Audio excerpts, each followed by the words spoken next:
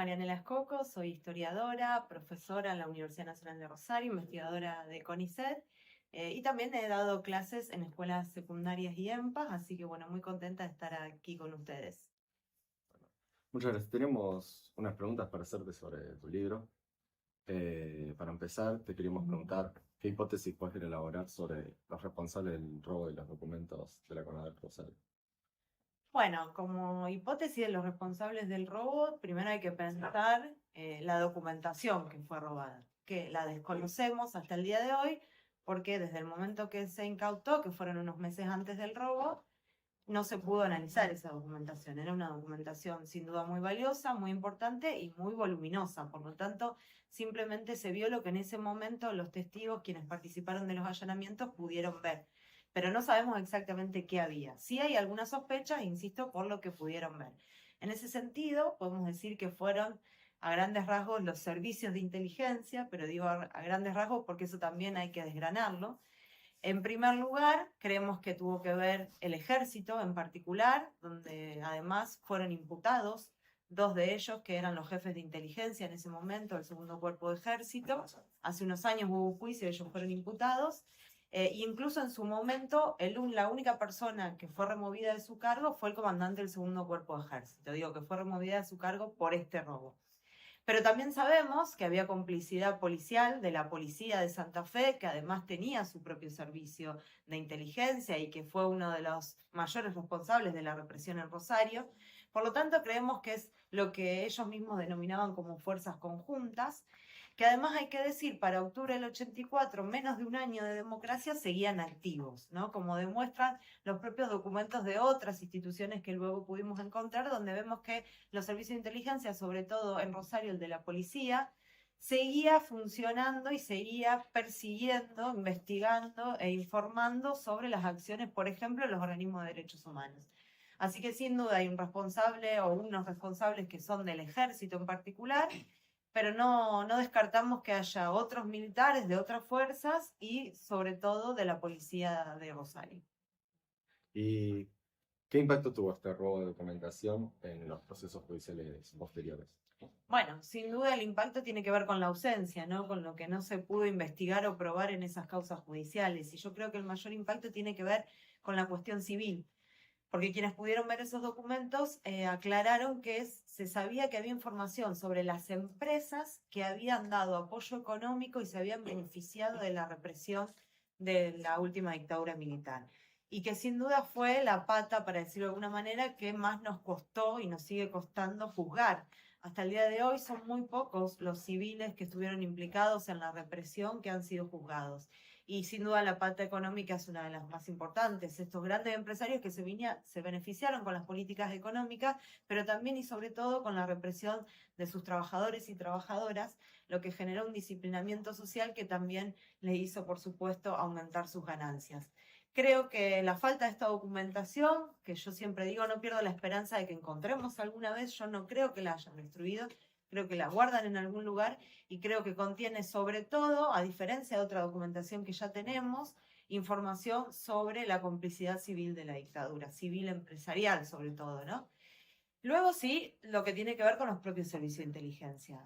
Quienes pudieron verlo dicen que allí había fichas personales, legajos personales de quienes integraban esos servicios, que otra vez eran sobre todo personal militar del ejército, personal policial de la Policía de Santa Fe, pero también civiles. También sabemos que había personal, de hecho el dato de cómo se encuentran esos documentos llega de la mano de una mujer de un ex pastor luterano, que era un civil que colaboraba con la dictadura.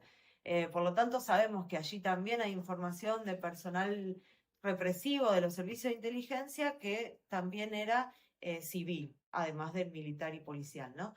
Así que bueno, en realidad la ausencia tuvo que ver más con eso, con poder probar la complicidad civil en los juicios, pero también y sobre todo a mí me parece que es una ausencia histórica de poder conocer cómo fue la represión en Rosario, si bien hemos avanzado mucho en esos estudios, pero poder además saber quiénes eran sus responsables, cuáles eran esas otras aristas que tuvo la represión, que no solamente la militar y la policial.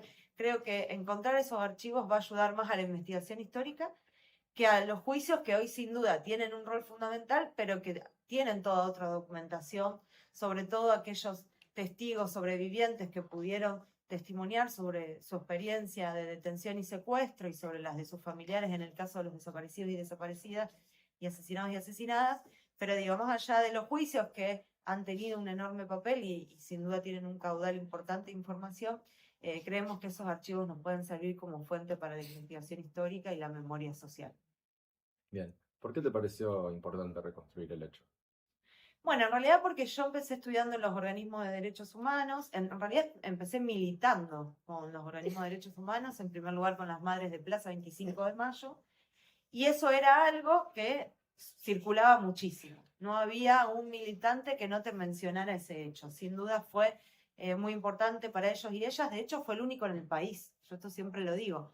No hubo en el resto del país ni un hallazgo de esas características, de ese tipo de documentación, y por supuesto tampoco un robo de esa forma, ¿no? Y además en esos primeros meses de la democracia.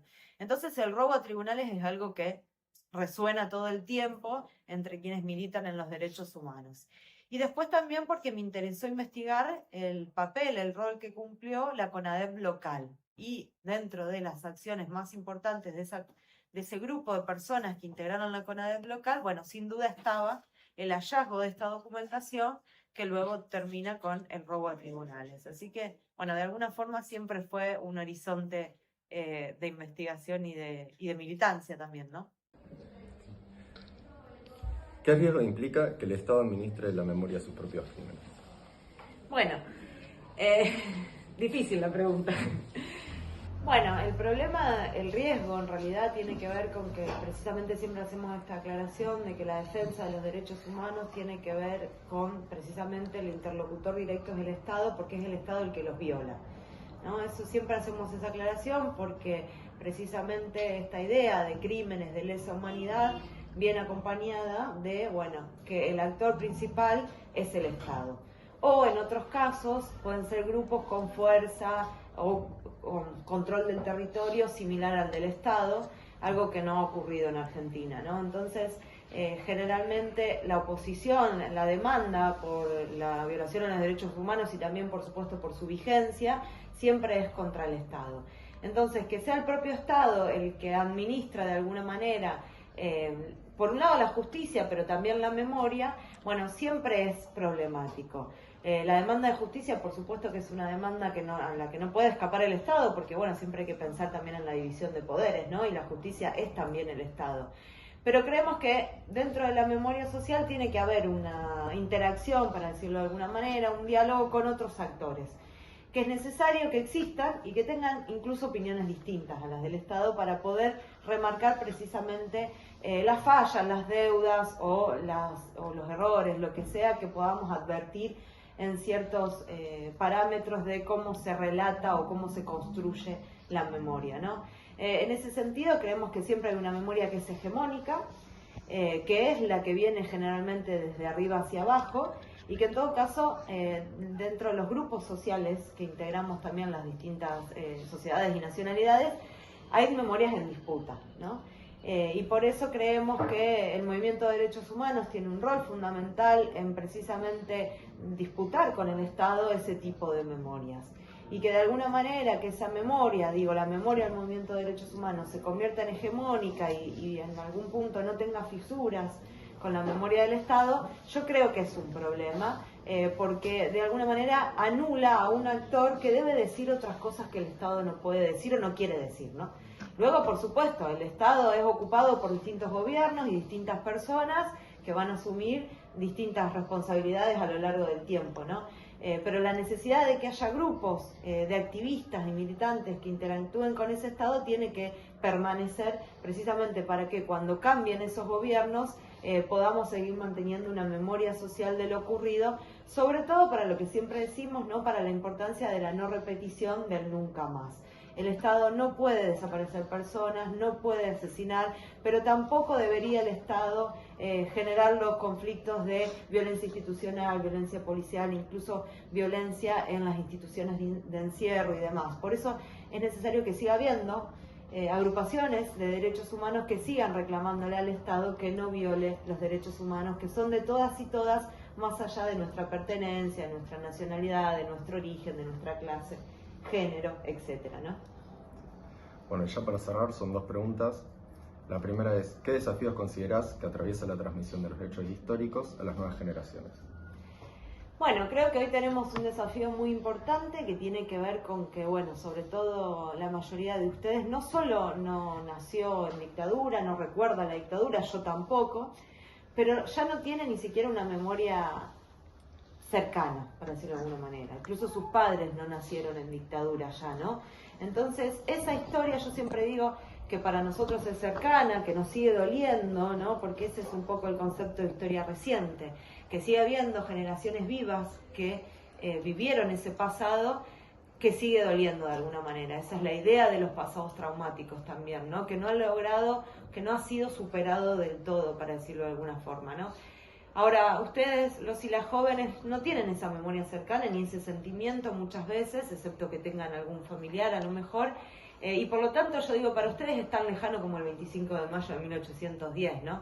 Y entonces en ese sentido hay que volver a construir estos puentes, ¿no? ¿Por qué estudiamos el 25 de mayo de 1810? Bueno, porque nos convocamos como nación, nos generamos una identidad que es común, que es cultural y demás. Bueno, ¿qué tiene la dictadura para ofrecernos, que es un pasado que no es glorioso, como esas gestas, ¿no? De la independencia, como el 25 de mayo o el 9 de julio, o todas las batallas que podamos recordar del siglo XIX? Entonces, ¿qué tiene para decirnos ese pasado traumático de la última dictadura militar, pero también de otros procesos represivos, sobre nuestra identidad nacional, sobre quiénes somos como argentinos y argentinas, como latinoamericanos y latinoamericanas? Y yo creo que, bueno, mucho de lo que hay que enseñar tiene que ver con ese ejemplo cívico de lucha que dieron los organismos de derechos humanos y las madres en particular, frente a las atrocidades más grandes que puede cometer cualquier persona, pero sobre todo el Estado, e incluso frente a los años de impunidad donde todos esos crímenes no fueron juzgados.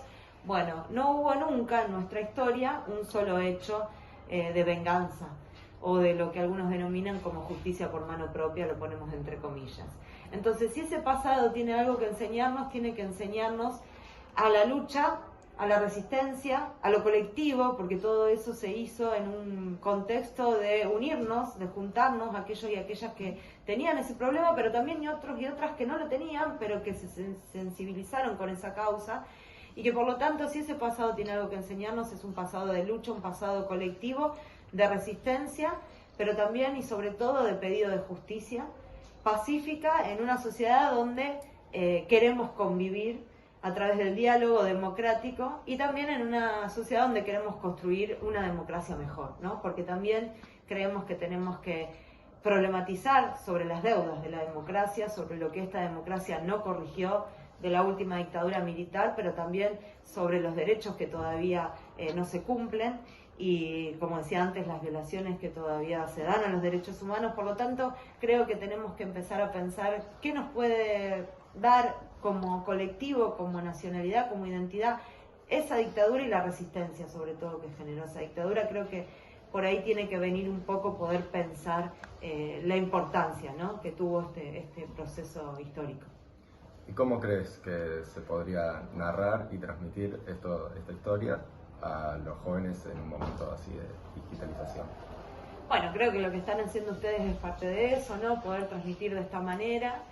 La cuestión de los videos es algo que está circulando mucho, pero que nosotros y nosotras nos venimos preguntando hace mucho. De alguna u otra manera hemos intentado. Hoy existen herramientas mucho más fáciles. Ustedes están acá filmando hoy con un celular.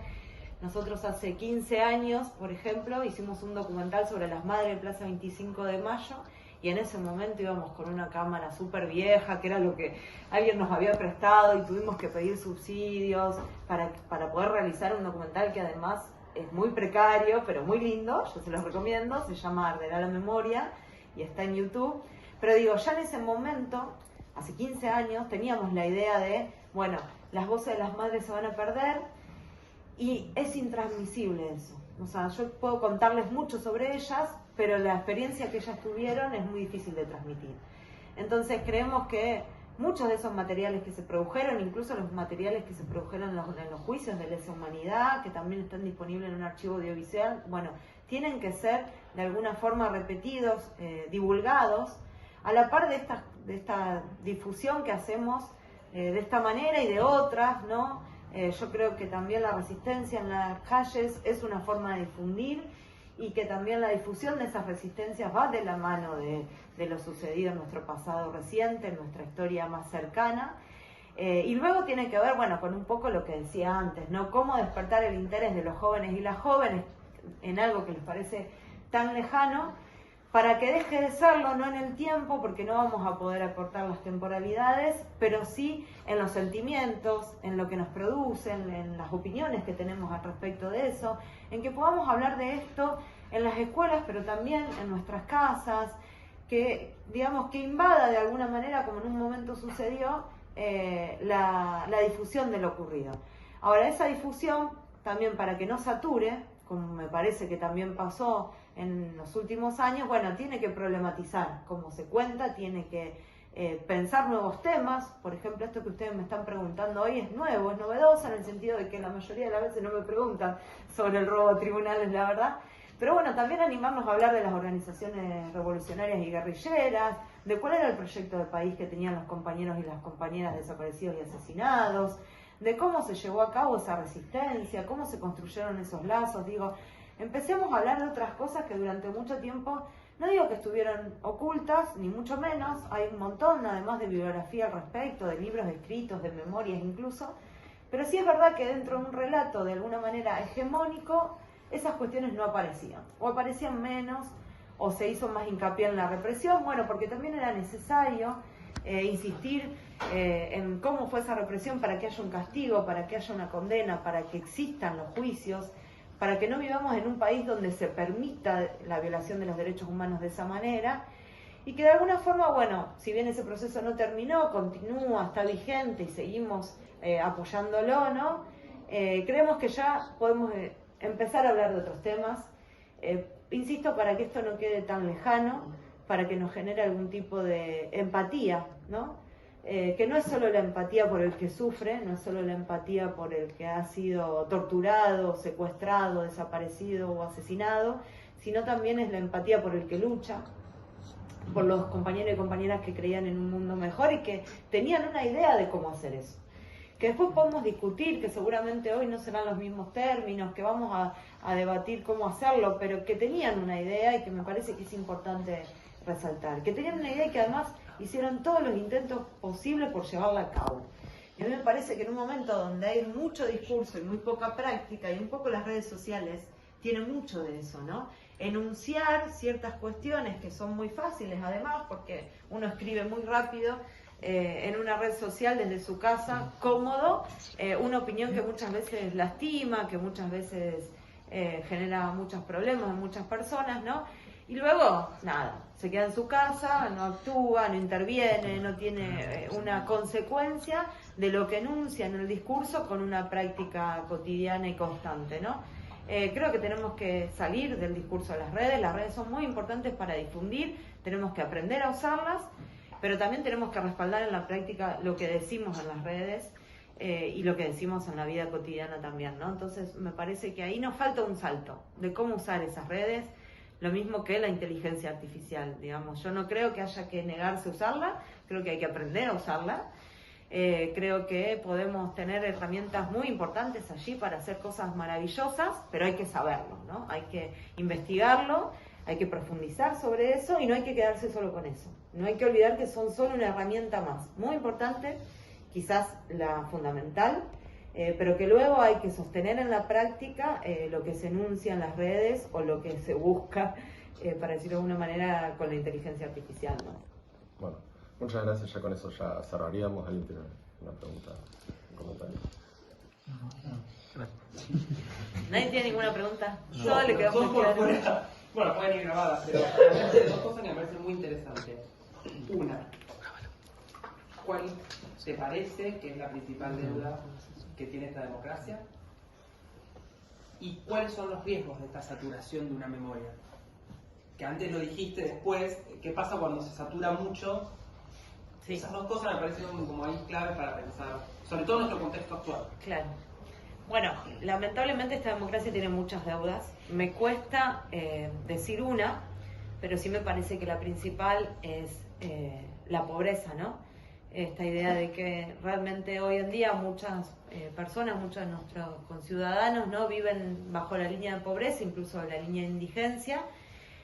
Yo creo y siempre digo que ya son generaciones de personas que no han tenido un trabajo formal, que desde la dictadura hasta acá, pero también con mucha potencia en los años 90, ¿no?, han sido despedidos de sus trabajos y luego nunca han recuperado la idea de un trabajo formal. Me refiero a un trabajo con derechos, con jubilaciones, con obra social y demás, con continuidad, ¿no?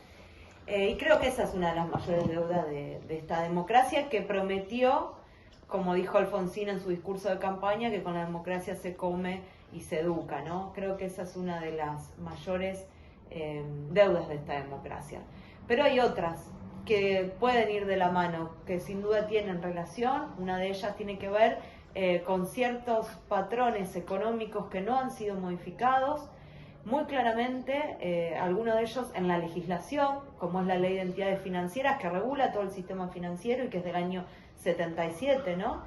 Y que eso tiene efectos directos en lo que acabo de decir, ¿no?, en la pobreza de la gente, en la falta de trabajo, etcétera.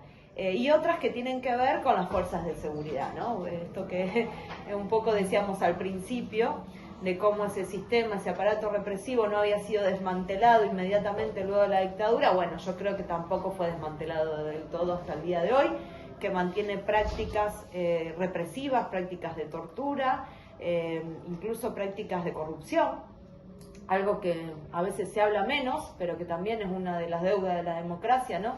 Que no es que sea novedoso ni que lo fuera para el momento de la dictadura, pero que sin duda alcanzó niveles escandalosos al momento de la dictadura, donde también siempre es importante recordar que, por ejemplo, en el año 82 se nacionaliza la deuda de las empresas privadas, y eso es algo que todavía hoy estamos pagando, porque eso es algo que también se desconoce bastante, pero esa deuda que inicia la dictadura se renegocia y se pagan y se pagan y se pagan intereses de intereses. Y es una de las grandes también trabas que tiene este país para desarrollarse de manera soberana e independiente, no solo Argentina, ¿no? Esto es una disposición mundial del capitalismo que afecta a la mayoría de los países latinoamericanos, ¿no? Pero que creemos que con un país tan rico en población, en trabajadores y trabajadoras, en lo que ahora denominamos como bienes comunes naturales, que el capitalismo denomina recursos naturales, bueno, creemos que podríamos salir adelante si tuviéramos una política económica diferente. Creemos que eso no es una utopía, que eso es posible y que sin duda una de las deudas de la democracia es llevarla adelante. Y luego con la pregunta de, bueno, ¿qué implica la saturación de esa memoria? Yo creo que en parte lo que implica es un poco esa repetición poco crítica, para decirlo de alguna manera, de lo que sucedió, sobre todo con respecto a la represión. Que no explica, que no termina de explicar por qué se da esa represión y que entonces deja una pregunta abierta que otros sectores han respondido de manera reaccionaria, para decirlo de alguna manera. Por eso yo insisto en hablar de los procesos revolucionarios que antecedieron a la dictadura y también y sobre todo de los trabajadores y las trabajadoras, de los sindicatos, de las comisiones de base que han sido, en la mayoría de los casos, muchas de ellas reprimidas totalmente, ¿no? Hay comisiones de trabajadores desaparecidas y asesinadas completamente. Por eso también es necesario desarmar ese discurso de que la dictadura vino a luchar contra la subversión, ¿no? Es verdad que existían los proyectos revolucionarios, las organizaciones político-militares, como ellos se denominaban, o las guerrillas, que tenían un proyecto, como decía antes, pero también es verdad que para el momento de la dictadura estaban desbaratadas, porque la represión no empieza con la dictadura, empieza muchísimo antes, y que lo que viene a hacer fundamentalmente la dictadura es a reprimir a los y las trabajadoras, que tenía que ver con esto que antes mencionaba de alguna manera, de la complicidad empresarial frente a esta represión. Porque instaurar el modelo económico que quisieron instaurar, que tenía que ver con la desindustrialización y con un nuevo proceso de acumulación basado en el capital financiero, por eso la Ley de Entidades Financieras, ¿no? Bueno, esa desindustrialización que generó la desocupación que generó, que como decía antes nos cuesta hasta hoy recuperarnos, bueno, sin duda iba a tener mucha resistencia de los y las trabajadoras. Por eso el principal objetivo de la dictadura era eliminar esa resistencia de los sindicatos combativos de los trabajadores y las trabajadoras, que aún así, y con la feroz dictadura que tuvimos, existió y fue muy importante, aunque sea menos conocido que todo lo demás, ¿no? Pero bueno, creo que saturar en insistir a veces con la represión, con lo ocurrido en los centros clandestinos, con la desaparición de personas, que insisto, es muy importante, pero no termina de explicar, no nos ayuda a comprender por qué se dio ese proceso represivo. A mí me pasaba cuando yo di la dictadura en la secundaria, cuando tenía la edad de ustedes. Bueno, mi pregunta era, bueno, pero ¿por qué tanto ensañamiento, no? Y creo que esa respuesta se encuentra en esos procesos revolucionarios, en esos sindicatos combativos, en esos estudiantes que se movilizaban por una mejor educación, ¿no? Y en todas esas movilizaciones, ese ciclo de movilizaciones de auge, que también es mundial, pero que tiene su especificidad en Argentina, creo que necesitamos poder indagar sobre esas cuestiones precisamente para que esa memoria no sature, como de alguna forma también saturó la memoria del Holocausto, ¿no? La memoria de la represión y los campos de concentración nazi. Bueno, me parece que tenemos que hacerle otras preguntas, ¿no? A esta historia y a esta memoria para que no suceda precisamente eso que no queremos, que es que nos cansemos de hablar de estos procesos históricos, ¿no? Sí, sí. Ahora sí. Bueno, muchas gracias por compartir esto, tu respuesta. Sí, está muy bien. No, bueno, muchas gracias a ustedes por lo que hacen. Realmente para mí esto es un baño de juventud que me da esperanzas de que si ustedes, que acá son, ¿cuántos son? 12 jóvenes de una escuela secundaria de mi ciudad, que amo tanto además, estén interesados por estos temas, para mí es muy alentador. Así que bueno, también los aliento a que sigan adelante, a que estudien, a que militen y a que profundicen en conocer nuestro pasado, más allá de que estudien otros temas, ¿no? Pero que es muy importante para que seamos algún día la sociedad que queremos. Muchas gracias.